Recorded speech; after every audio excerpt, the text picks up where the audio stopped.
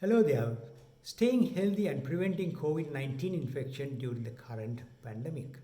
So, video 24, we are going to discuss who's at high risk of getting infection with COVID-19 and very briefly the empiric therapies that can be used to treat COVID-19 induced complications.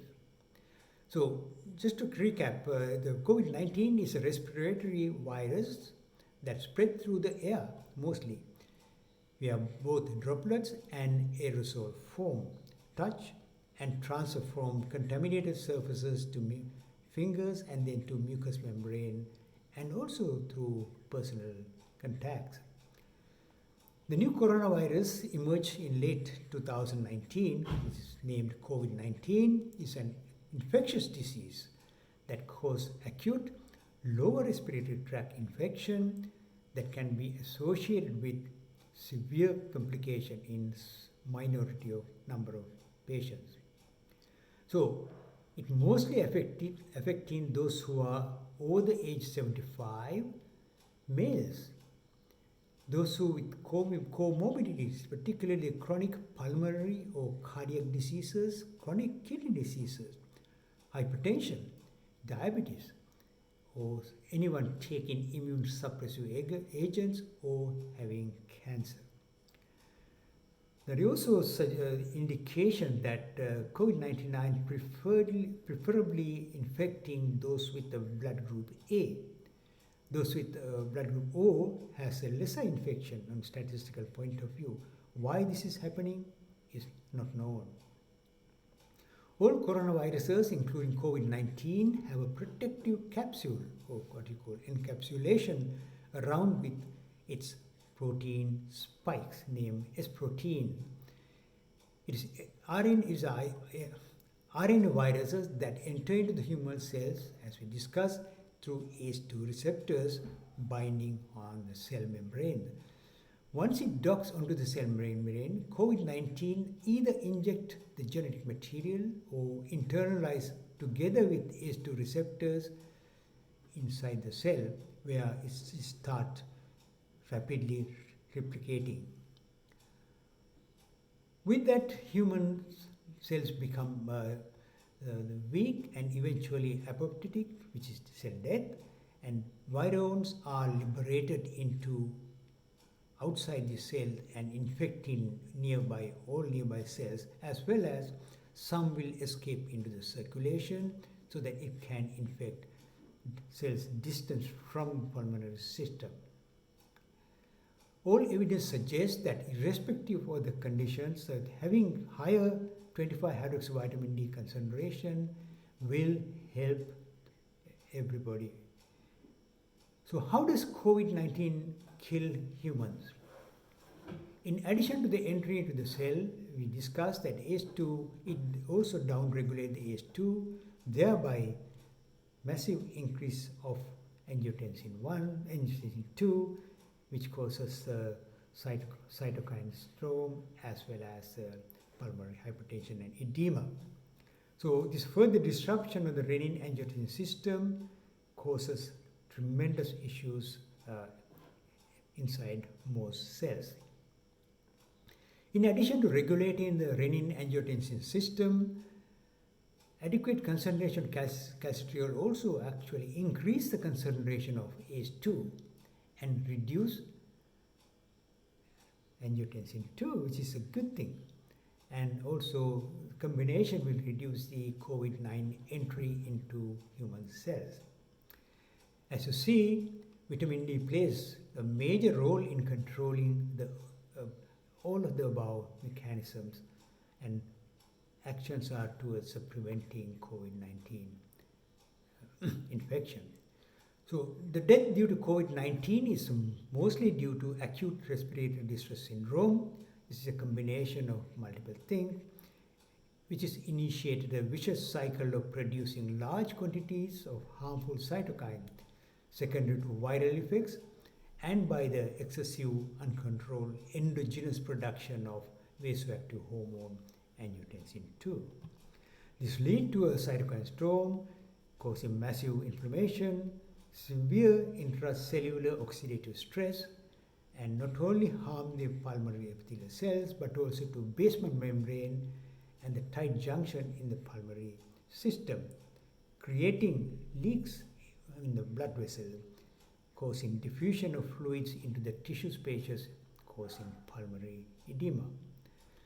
So mortality rate from COVID-19, which we discussed in the video 2,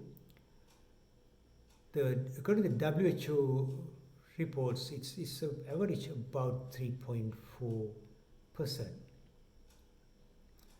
However, the COVID-19 has a mortality rate that are currently higher in the northern latitudes, like in northern Italy, who had a death rate about 11.9%.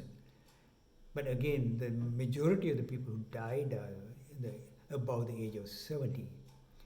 So many of them likely to have a combined other comorbidities and other issues which causes more susceptible. Death and hospitalization have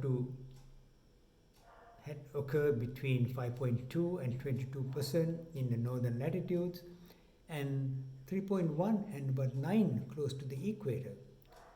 And interestingly, it's about 0.7 to 8.7 in southern latitude. Remember that southern latitude this time of the year, January, February, March, is actually summer. So warm weather, sunshine, it is bad news for COVID-19. Therefore, COVID-19 outbreaks and particularly the mortality exhibits a decreasing north-south gradient.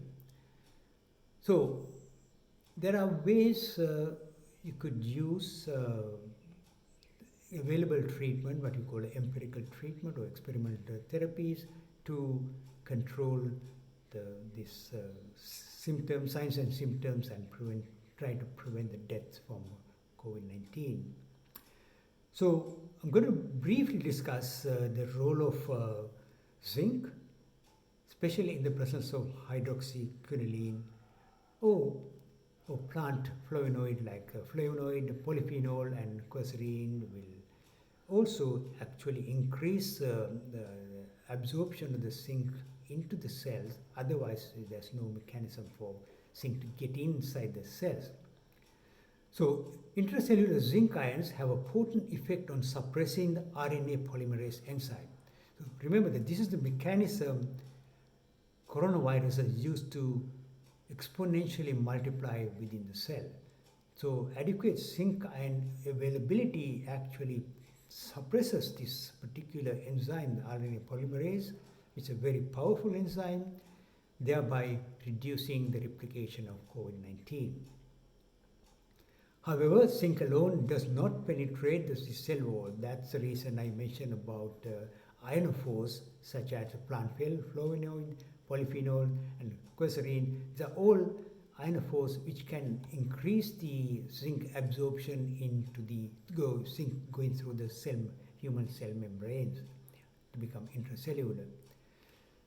Another experimental medication have been trying right now is a melatonin because it has some immune protective effects. So melatonin is produced in the pineal gland of the brain.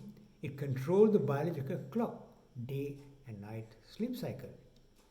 So its production is reduced by light and increases when the darkness arrives in the evening. So we're getting the level increases with the time to go to bed.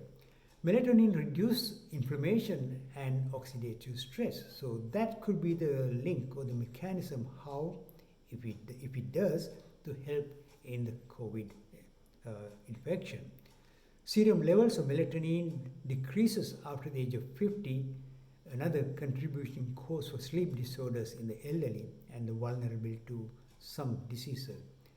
It also, however, produces in the gastrointestinal tract and also in leukocytes. So the doses have been tried between 10 and 25 milligrams per day for various chronic inflammatory diseases as well as the diseases related to acute lung infection and disease failures. So The last one I'm going to discuss is the chloroquine, which is a potent anti-malarial drug that we have been using for almost 70 years to control actually as a treatment for malaria. So it is currently being used as empirical therapy to control COVID-19 viral entry into the cells. It has the effect of stopping the viruses get inside the cells. Whereas hydroxychloroquine has been used for decades as a treatment for some immune-mediated disorders. Again, remember that it's controlling the immune system, such as rheumatoid arthritis, lupus, and several other immune-related disorders. Chloroquine itself has more side effects, especially it can cause cardiac arrhythmias, toxicity, than using hydroxychloroquine. Moreover, hydroxychloroquine actually more effective on immune disorders than the chloroquine itself. There are few smaller uncontrolled clinical studies in Europe that use the combination of the chloroquine and azithromycin. There's another antibiotic, but also has antiviral properties with reasonable results. However, these studies did not have a placebo or another treatment comparison. So therefore, controlled clinical trials are necessary to assess whether the combination of hydroxychloroquine and azithromycin will help. I would add to this combination zinc as a potent inhibitor of RNA polymerase, if you can get that into pulmonary cells in particular. So with that, the next video we are going to get back to basics. How COVID-19 entered into the human cells and the mechanism of that happening. Thank you again.